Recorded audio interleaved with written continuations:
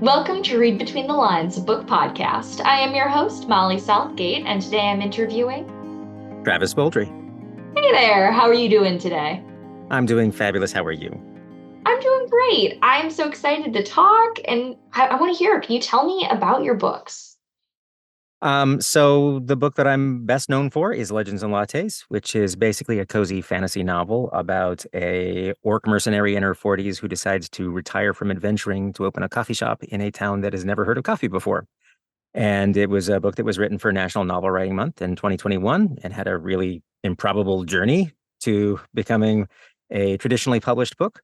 And the second book is a prequel called Bookshops and Bone Dust that follows the protagonist of the first book when she's much younger in her early adventuring days and still manages to somehow be cozy. That is awesome. Thank you for sharing. Yeah, I would love to hear what this path to publication looked like. You mentioned that it was interesting. It was. So I didn't actually set out to become a published author, really. I used to make video games. I did it for decades. I retired from it to become an audiobook narrator, a job that I love. And I had tried to write a novel for National Novel Writing Month any number of times in the past, and I always failed out. And a friend of mine and a fellow narrator convinced me to do another round of attempts at National Novel Writing Month and agreed to write her own book in order to make me do it and was true to her word. So we both finished our books in 2021 and we both basically picked something low stakes so that if we didn't finish, it wouldn't be that big of a deal. So I picked the stupid idea, which was an orc opening a coffee shop. And it ended up being written much more in earnest than I expected it would be. And I finished it in the month of November. And I decided I would go ahead and self-publish it because I work with lots of indie and small pub authors, and I like to learn stuff. I wanted to see the process they went through, and besides, I finished writing the thing. So I commissioned a cover, and I did a professional edit with a friend of mine. We did a bit of a barter. I narrated one of her books, and she edited mine. And I did all the layout and everything else, and I ended up publishing it on Amazon, and it was unexpectedly really, really successful. I think the timing just happened to be right. I was watching a lot of the Great British Bake Off in the middle of COVID, and I know a lot of other people were too, and Fixer Oh, Upper. yes. And that was just kind of the level of drama that I think people were looking for.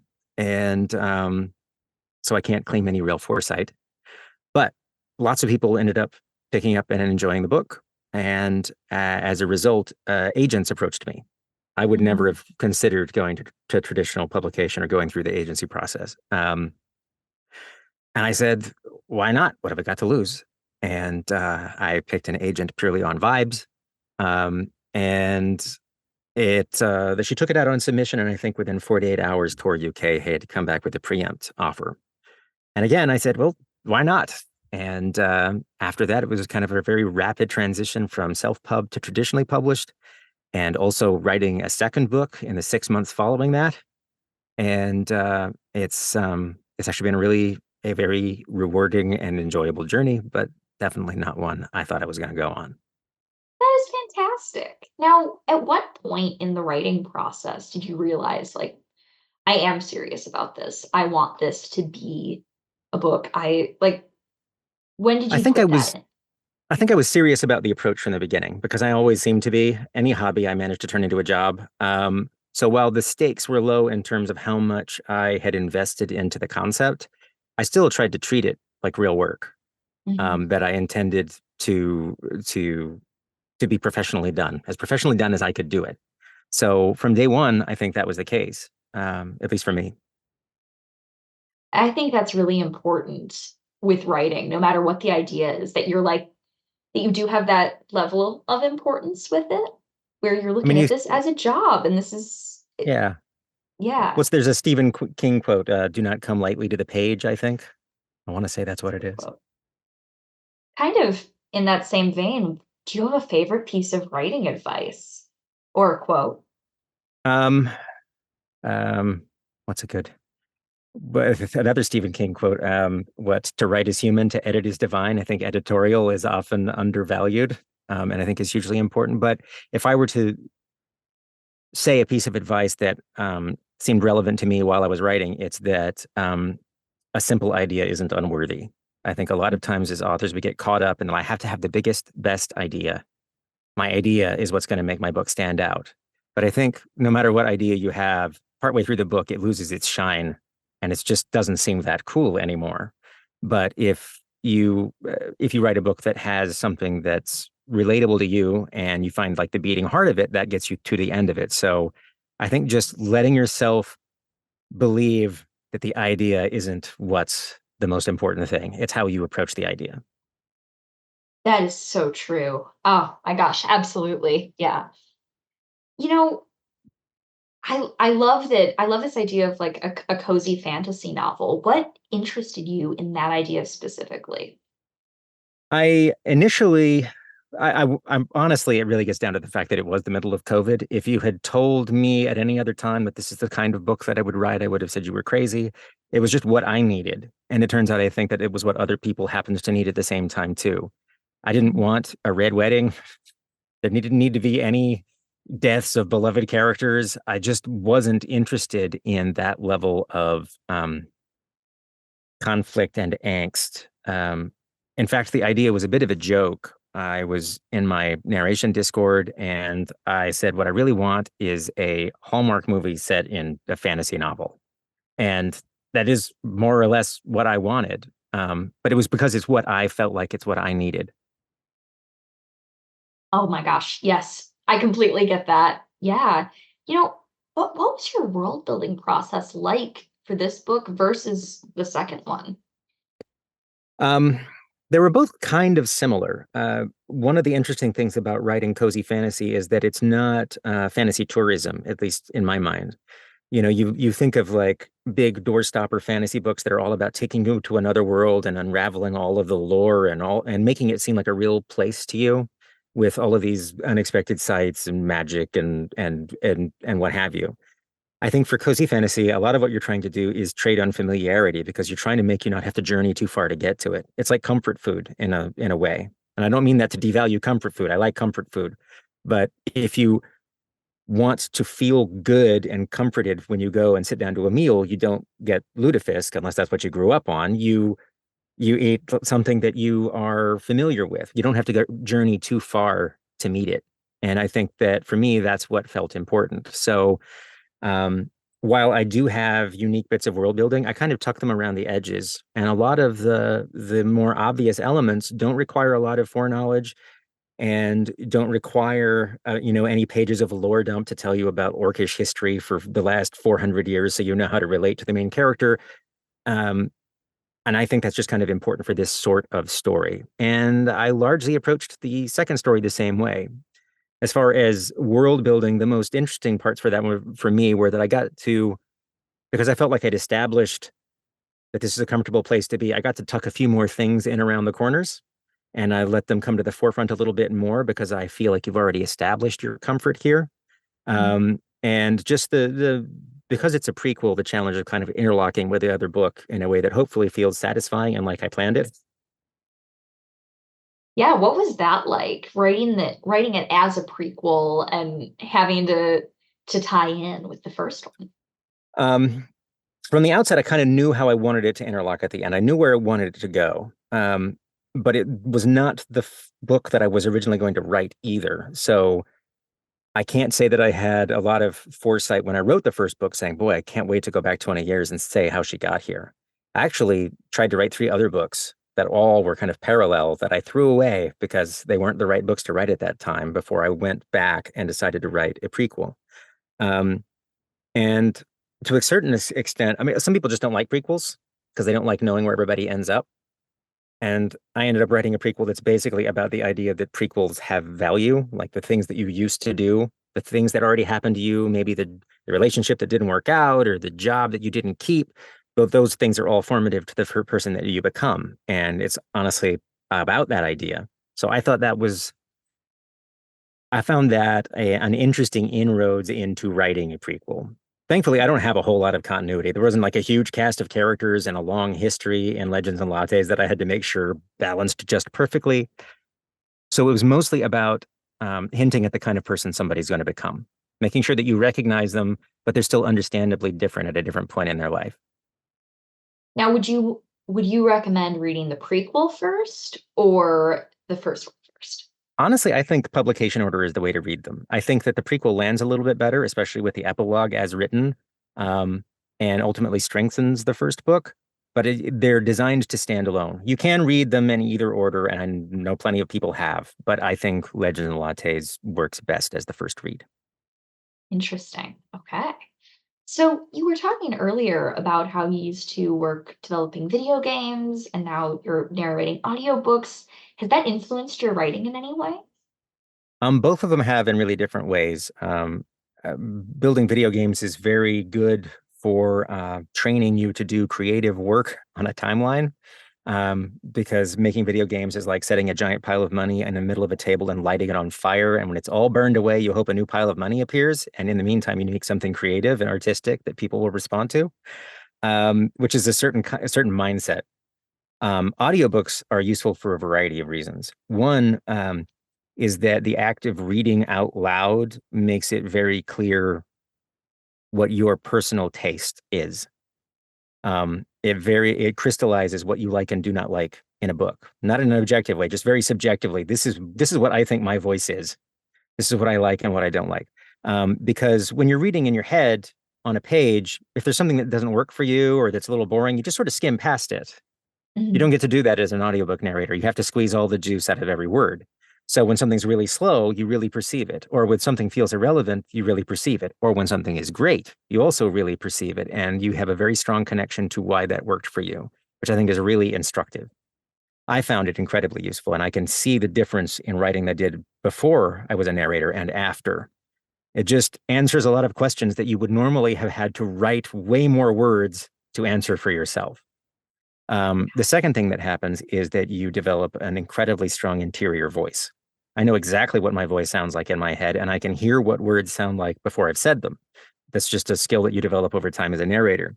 And a lot of folks say, and I agree, that reading your work out loud is one of the best ways to edit it. You really find out if that dialogue works, or you sense those repetitious words, and you get a better feel for the prose. I get to do that while I'm writing, which saves a significant amount of time, and is just a really cool and unexpected side effect. I I love the way that you worded all of that 'cause I come from acting and I have Mhm. narrated things before and like done voiceover work and I hadn't quite put that together for myself, but that's so true when you're switching over into writing with the interior voice in your head as well as knowing I like the way that these words sound.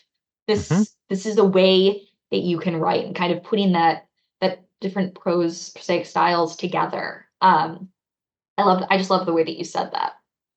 Yeah, the musicality and rhythm of language are so much more apparent when you have that interior voice. You don't have to kind of guess at it and then reaffirm later. You get to know.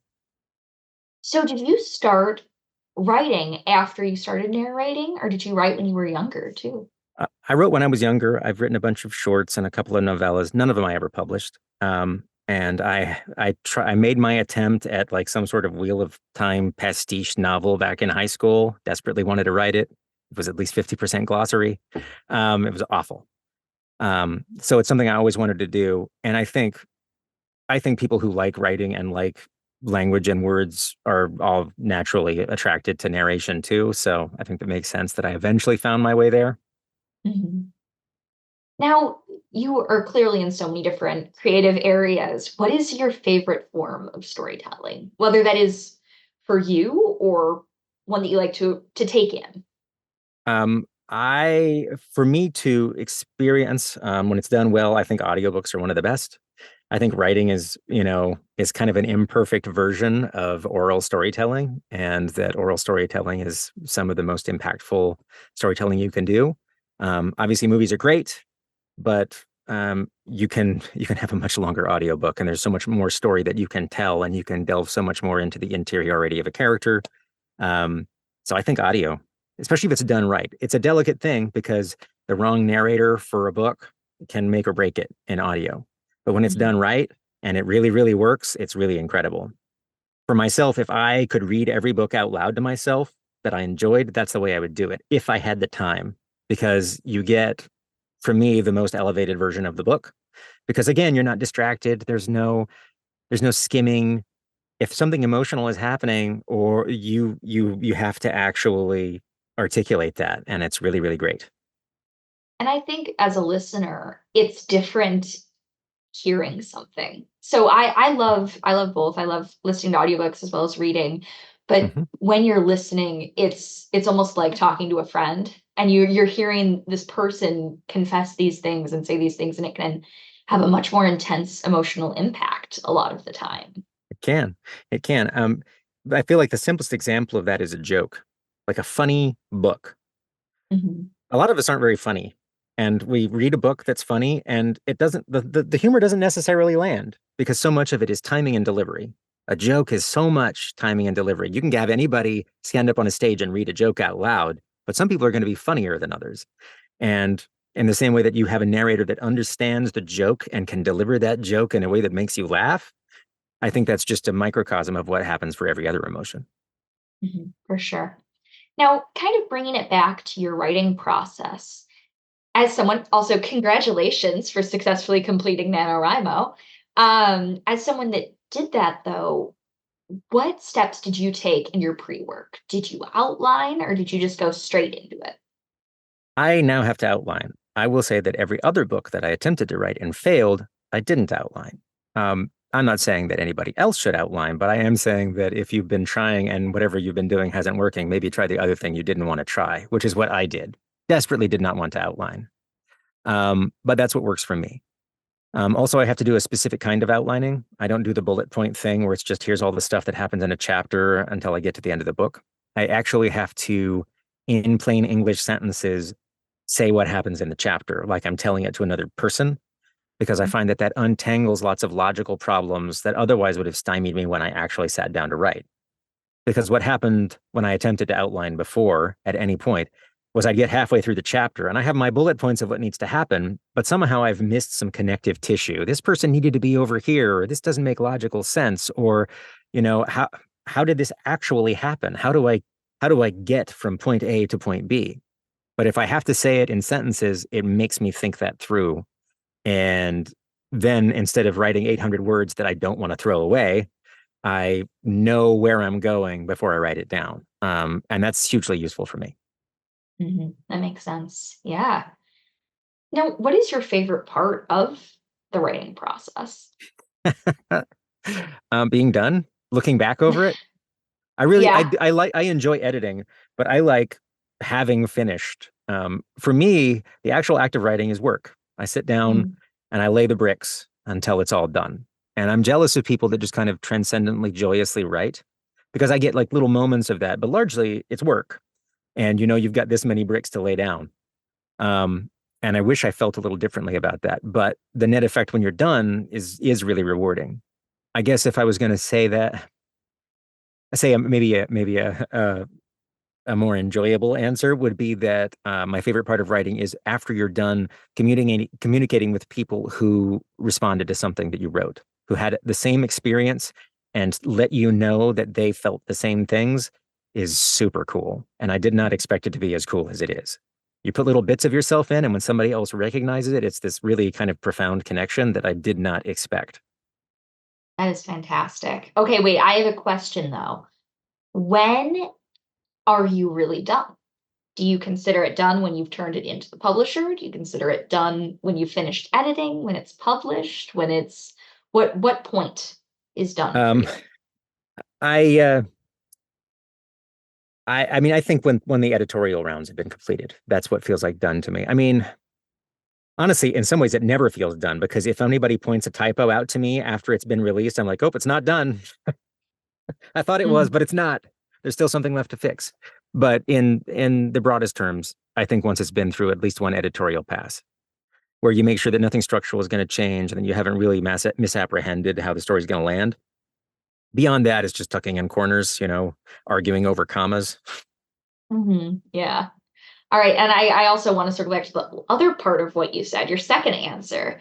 And what is do you have a favorite moment or just anything that you want to share from when someone connected with your work like that? Kind of a lot, actually, and it's hard to pick just one. I've had really, really incredible experiences as a result of this book. People who send me notes and say that they got them out of a reading slump or it got them through a tough time are always incredible to get. Someone made a custom Lego set with instructions and sent it to me. Oh, cool. I have people have had tattoos and they send me of their tattoos. People have made miniatures of the coffee shop from Legends and Lattes, sculptures, wooden signs. Um, People have handed me art that they've made. Fan art is incredible. Every time I get a piece of fan art, it just blows my mind. And I've received so much of it, and it's been so wholesome and wonderful. I think I get like an extra great version of this because the book is largely about nice people being nice. So it attracts people who are super nice. I, I honestly couldn't list them all. It's been ongoing, incredibly heartwarming. That's fantastic. Yeah, it sounds like you've got a great community with all of that. Oh, absolutely. So I'm interested, what are your personal reading habits? Do you like to look for cozier things, or is it all across the board? Where do you fall? I read really broadly. I like horror, I like sci-fi, I like fantasy. I'm generally tend toward fiction. I read very little nonfiction. I consume that in other ways.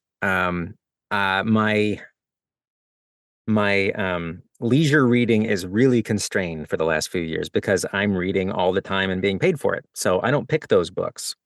So I'm very selective when it's time to read my leisure books. But that also means I read a lot of novellas because they're very easy to wedge in between things. It also helps that I really like novellas. Mhm. So I read short books in between the large books that I narrate full time. What part of novellas is interesting to you?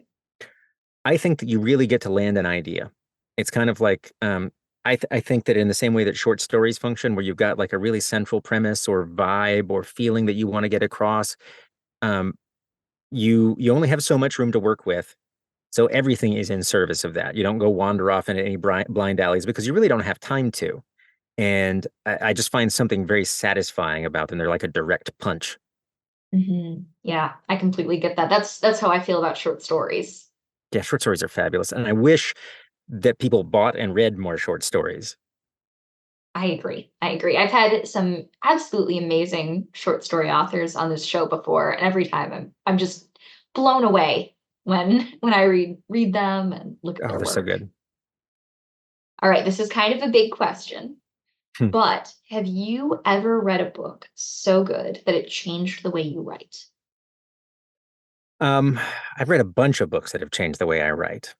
Um, I a lot of them out loud because you have these dawning realizations of, oh my gosh, this is why this is working for me. Um, and I feel like many of them are like in approach and in like prose style. That's always like really important to me. And in showing me what's important in the conflict of a book. So I read a lot of books for Will White, who is an incredibly successful indie author who I love, adorable human being, wonderful, and his books are so economical. And it was just really a revelation to me how much you could accomplish with that. How you didn't need the wasted words and how you could establish a character through dialogue with these really quick slices of their personality. And I really came away with a lot of learning from that. Um, eh, I picked that sort of thing up everywhere. So I don't know if I have a singular book. I feel like I'm picking stuff up from them all the time. You read them and you're like, man, why did that work? And then you look back at it and say, oh, there's why. And I think that's just an ongoing process. Mhm. Now, we've been talking a lot about the auditory parts of writing and reading, and I'm curious, do you listen to music while you write also? Does that impact you at all? I do listen to music, but it's always a disappointing answer when I say how. I have one playlist that is basically every song I ever liked, and I just play it in the background while I'm writing, and it's I just have that noise. playlist too. And I know a lot of people who do, they have their fight scene playlist and their sad scene playlist. And I kind of wish I was that organized, but I'm just absolutely not. I sit in this audio booth that I'm sitting in right now to write. I wish I wrote somewhere else, but this is where it's quiet and I don't have any snacks. And I put on my headphones and just kind of wall the rest of the world off with sound. Hey, snacks can be an important part of the writing process for some people. Don't open that door for me. I'll be out of this door halfway through, going and finding a snack and then a distraction, and I won't make my way back. I heard the tip this year for NaNoWriMo where people were talking about like give yourself like a piece of candy or one chip every time you write 100 words. And I tried it for one day and I was like, never again. It's too much. Too much, way too much. Honestly, that's all of the questions I had for you today, but this has been so fantastic. Thank you so much for coming on. Well, thank you so much for having me. My last thing is just what do you have coming up? So I signed with Tor for 3 more books. At least one of Congratulations. them will be in the world of Legends and Lattes. I'm not sure if that's the next one or not. I recently wrote a short for Subterranean Press that's set in the world of Legends and Lattes called Goblins and Greatcoats, which is basically kind of like a little locked room mystery. And also was a bit of a canary in the mine shaft for some ideas I have for the next book. So I can't really talk about which one it will be because I will invariably be wrong, but definitely stuff happening. That's awesome. Well, for Read Between the Lines, my name is Molly Southgate. And I'm Travis Baldree. Let's end this the way all great stories end. Happily ever after. The end. Thank you for listening to Read Between the Lines, a book podcast. You can follow the show on Instagram and Facebook at Read Between the Lines Podcast and on Twitter at RBTL Podcast. Make sure to follow the authors who I've been talking to hear all about their upcoming projects, and also because they're cool people. This show is hosted by me, Molly Southgate, and produced and edited by my dad, Rob Southgate. Read Between the Lines is a Southgate Media Group production, and you can find all the great content put on by the network at southgatemediagroup.com. You can read the story of how I and many other podcasters started in the anthology book Pod Life, which you'll find at the link in the show notes. Also in the show notes are links to buy the books featured on this episode. Using those links supports this show and the incredible authors being interviewed. Have a great week and keep reading.